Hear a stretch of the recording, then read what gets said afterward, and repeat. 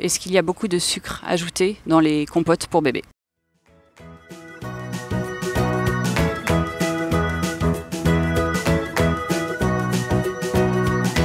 Comme il s'agit plutôt d'une question sur les produits, je vais me permettre d'intervenir. Donc aujourd'hui, vous avez un certain nombre de compotes pour bébés, une grande majorité qui sont sans sucre ajouté. Quoi qu'il en soit, si du sucre est ajouté, vous l'avez inscrit sur la liste d'ingrédients. Quand vous avez dans le tableau nutritionnel la mention de sucre, le sucre peut naturellement être véhiculé par les fruits qui ont été mis en œuvre dans la compote.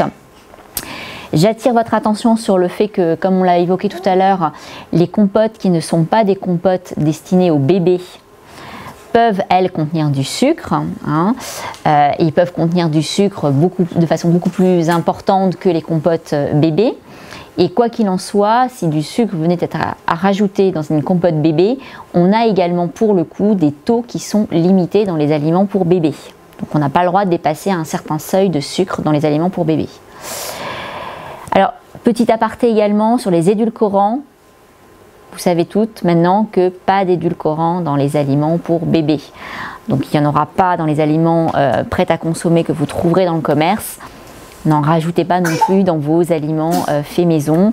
Voilà, on va le voir, le docteur Bocquet le dira mieux que moi, mais le sucre, ça fait partie de la vie. Voilà.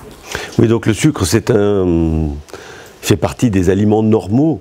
De même que la majorité des parents ont une terreur des matières grasses, ils ont aussi une terreur du sucre. Et ils vont critiquer tel ou tel produit en disant oh là, c'est trop sucré, etc. Donc, ne pas oublier que le sucre, ça fait partie de la palette gustative normale. Ce qui est nocif, c'est l'excès de sucre. Et l'excès de sucre, on va plutôt le trouver dans des produits plus indirects, par exemple les boissons. On a énormément d'enfants qui consomment du sirop à table. On a beaucoup d'enfants qui ont des jus de fruits très fréquemment. Il faut savoir quand même que le jus de raisin, c'est 50% de plus que le Coca-Cola, par exemple. Il faut le savoir, ça. Donc, attention au jus de fruits. Quand vous pressez une orange, vous avez ça dans le verre. Quand vous servez un jus d'orange, vous mettez combien? L'équivalent de 3 oranges. Donc, faire attention au jus de fruits.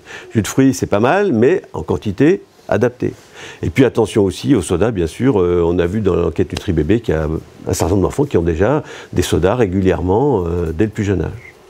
Donc pourquoi c'est ennuyeux cet excès de sucre? Déjà, il y a le risque carieux qui est évident, et puis il y a le risque de prise de poids inconsidérée par un apport nutritionnel non adapté, et enfin, il y a une accoutumance au goût du sucre qui fait qu'ensuite, si on l'accoutume petit, l'enfant risque davantage accro au sucre par la suite.